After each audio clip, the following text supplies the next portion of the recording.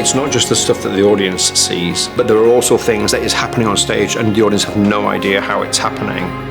Those systems are really like state of the art, but they're totally invisible. You know, it's the closest thing I know to a magical event actually happening in front of people's eyes.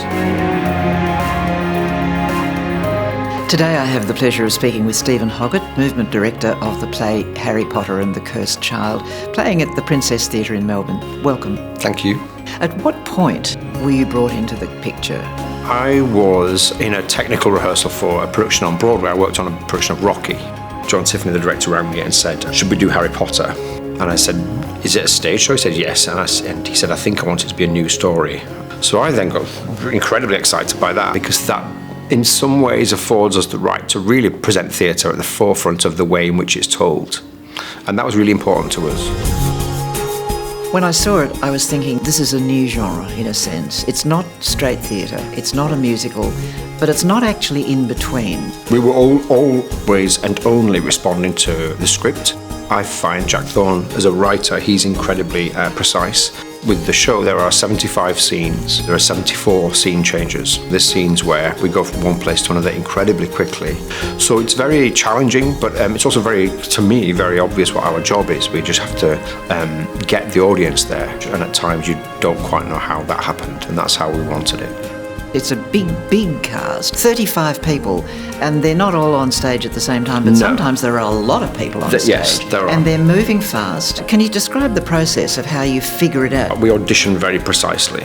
So the movement audition is a separate audition to anything to do with text. I personally found the Australian company probably the easiest to work with, because their sense of physicality, for me, is way up there. So I've actually found this the simplest to put together physically. The stamina required is incredible. It is.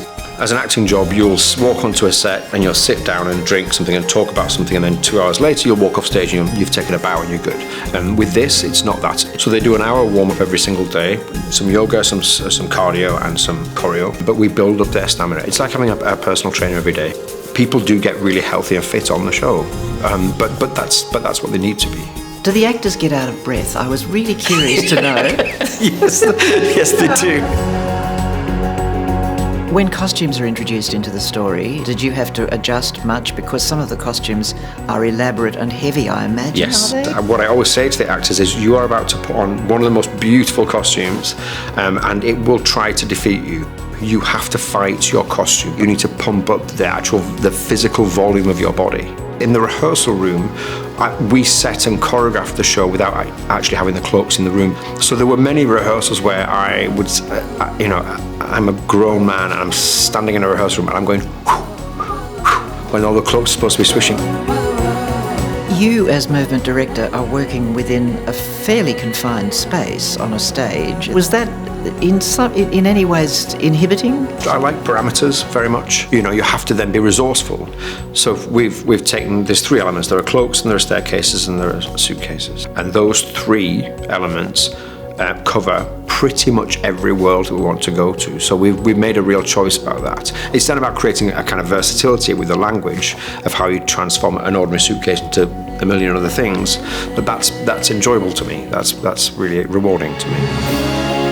Making magic happen on stage is risky business, I reckon. Is it?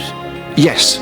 There are some moments in the show where the actors, we have drilled them to within an inch of their lives, because they are taking full responsibility for the bodies on the stage.